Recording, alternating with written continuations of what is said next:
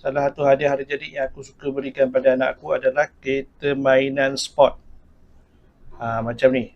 Lamborghini. Warna kuning macam cantik lah. So pandangan tepi macam ni. Pandangan belakang macam ni.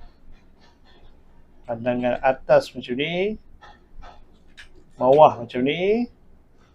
Dan depan macam ni. Yang bestnya boleh buka lampu macam ni. Ada suara tau. Siap ada lampu lagi. Belakang pun boleh buka. Korang tengok macam cantik lah. Kereta sport ni. Anak korang mesti suka. Anak korang yang lelaki mesti suka. Boleh tengok enjin belakang. Pintu boleh buka. Setiap kali buka pintu memang ada bunyi dan ada lampu.